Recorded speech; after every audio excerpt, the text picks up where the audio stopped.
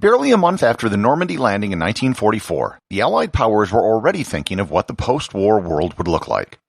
One of the big issues was the creation of a monetary system which could replace the then-abandoned gold standard. So at a resort in New Hampshire, representatives from 44 countries hammered out a new international monetary system which would govern the world for the next 25 years.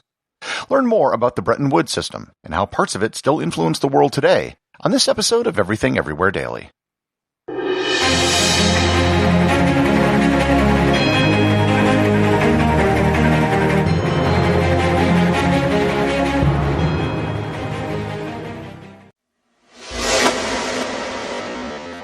You've probably heard the expression that history repeats itself. Well, many of the powers that be, to their credit, actively tried to make sure that the end of the Second World War wasn't a repeat of the First World War. The extreme sanctions which were placed upon Germany were largely responsible for the subsequent hyperinflation in the Weimar Republic and the rise of the Nazi Party. Moreover, during the Great Depression, many countries began a currency war where they devalued their currencies to gain an economic advantage. Now, you might wonder why a country would purposely devalue their currency. By devaluing your currency, you make imported items more expensive and exported items cheaper. During the Depression, many countries used this strategy to try to boost employment by increasing exports. However, when everyone does it, it can reduce total global trade, which just hurts all parties. If you remember back to my episode on the gold standard, it wasn't a planned system. Its creation was sort of an accident and grew organically. Many economists complained that the gold standard was too inflexible, which didn't give governments enough latitude to solve problems during the Depression. So the idea was that after the conclusion of the war, this time things would be different. The idea for a new organized global financial system was hatched by the British economist John Maynard Keynes and American Henry Dexter White, who was the Assistant U.S. Secretary of the Treasury. Keynes's initial idea was something called the International Clearing Union. This would be an international bank that would work as a clearinghouse between countries. He also proposed that there would be a new currency that would be used between countries that he called the Bancor. A series of negotiations between British, American, and other allied countries in April resulted in the joint statement by experts on the establishment of an international monetary fund. With that, invitations were sent to representatives from 44 countries to meet from July 1st to the 22nd, 1944, at the Mount Washington Hotel in Bretton Woods, New Hampshire. The event was formerly known as the United Nations Monetary and Financial Conference. And I should note, the term United Nations was used generically during World War II to refer to all the Allied countries, and it wasn't yet referring to the international organization which later bore the name. The simple fact looming over everything at the conference was the United States was running the show and was going to be the center of the new international monetary system. This was just the reality of things in 1944. The United States was home to half of the world's industrial capability at this time. Moreover, the United States alone guaranteed that the world couldn't go back to a gold standard, because over 75% of the world's gold reserves were now in the United States. There just wasn't enough gold for the rest of the world. The 730 delegates in attendance broke into three groups. The first was led by Harry Dexter White and was tasked with the creation of an international monetary fund, which had at its purpose the stability of exchange rates. John Maynard Keynes led the second group, and it dealt with the creation of an international bank for reconstruction and development. The final group was led by Eduardo Suarez, the Mexican Minister of Finance, and it covered everything not included in the other two groups. In the end, several major agreements were signed that outlined the new international monetary order. The system envisioned by Keynes didn't quite pan out. Instead of an international currency used between countries, the decision was made to just use the US dollar as the international reserve currency. All of the countries which took part would peg their currencies to the US dollar and hold dollars in reserve. The US dollar would then be backed by gold at a set price of $35 an ounce. This was by far the biggest thing to come out of Bretton Woods. The ban on private ownership of gold bullion, which FDR established, was still in effect in the United States, so this gold convertibility was only good for other countries. This system allowed for more flexibility than the gold standard did.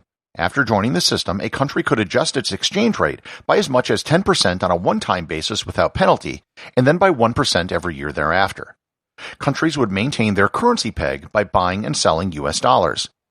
If their currency was overvalued, they would buy US dollars, thus putting more of their currency out into the economy and devaluating it. If their currency was undervalued, they could sell US dollars, thus taking their currency out of circulation and driving up the price.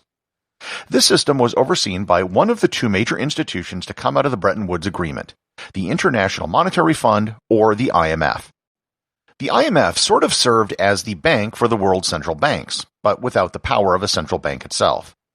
They were the institution that monitored global exchange rates and helped countries bring their currencies back to the peg. The other institution that came out of the conference was the International Bank for Reconstruction and Development, which is better known today as the World Bank. The World Bank served as a lending organization for developing countries, but its first loan recipients were actually European countries that were rebuilding after World War II. Today, the World Bank is actually the World Bank Group, which consists of 5 different organizations, 4 of which were founded after Bretton Woods: the International Development Association, the International Finance Corporation, the Multilateral Investment Guarantee Agency, and the International Center for Settlement of Investment Disputes. Both the IMF and all of the World Bank organizations are headquartered in Washington, D.C., which reflects the influence that the United States had on the Bretton Woods system at that time. Underlying all of the Bretton Woods agreements was the desire to facilitate free and open trade around the world and to end economic nationalism, which had plagued the first half of the 20th century and led to disastrous trade wars. Another underlying assumption that was understood but not part of any of the formal agreements was that the United States would guarantee the peaceful movement of ships and cargo on the high seas with its navy. One thing which was lacking in the Bretton Woods Accord was the creation of an international trade organization. From November 1947 to March 1948, negotiators hammered out the terms for an international trade organization in Cuba. The final document, known as the Havana Charter, never amounted to anything because the United States Congress refused to ratify the treaty. The current system, which the IMF managed, didn't come into full effect until 1958, but it was in limited effect before that. The system managed to work reasonably well. Through the 1950s and 1960s, more countries were added to the system as they became independent after decolonization. The Soviet Union actually took part in the Bretton Woods Conference and signed the final document, but didn't end up actually participating because communism. The flaw in the Bretton Woods system was, not surprisingly, the United States. Every other country had to keep US dollars in reserve, which was relatively easy enough. The US, however, had to keep gold in reserve. While they had the majority of the world's bullion reserves when the Bretton Woods system started, their reserves eventually started to decline. If you remember back to my episode on the gold standard, I mentioned that the successor system to the gold standard wasn't a gold standard per se, but in part it was. And that part was the United States having to keep gold reserves. In the late 1960s, the U.S. had a hard time keeping up its end of the bargain. The main problem was increased spending due to the Vietnam War and Great Society social programs. Another problem was that the United States didn't have the same economic advantage that it held in 1944. Japan and countries in Europe had been able to rebuild from the war and had become much wealthier, and they were amassing their dollars in reserve. There were more U.S. dollars floating around than could be backed up by the American gold reserves. This resulted in a run on gold by countries that wanted to convert their dollars into gold bullion that was being held in Fort Knox, Kentucky. This resulted in President Richard Nixon closing the gold window by ending the convertibility of gold on August 15, 1971. That date marked the end of the Bretton Woods system. After that point, foreign currencies would freely float in international exchanges. Also, the US dollar and many other currencies broke their last tenuous link to gold and became full fiat currencies. A fiat currency is just a currency that isn't backed by anything. Previously, this was something that had only been done during times of war to pay for military expenditures. Now, it became the permanent state of affairs for most of the world. As for Bretton Woods, there are still legacies of it that exist today. The IMF and the World Bank are still around, albeit with a slightly different mission for the IMF. In the end, putting all of the weight for the world's monetary system on the shoulders of the United States wasn't feasible in the long run. The entire Bretton Woods system only ended up lasting about 25 years. There have been calls for a new Bretton Woods-type approach to the international monetary system, but as of right now, nothing has been done. The end of Bretton Woods wasn't the end of a global monetary system. A new system was soon in place within a few years, but it wasn't based on decisions made in conferences and ratified in multilateral treaties. It was an informal arrangement between the United States and a handful of countries, and that system is still sort of in place today. And it will be the subject of my next episode in the series on monetary policy, the petrodollar system. Everything Everywhere Daily is an Airwave Media podcast. The executive producer is Darcy Adams. The associate producers are Thor, Thomsen, and Peter Bennett.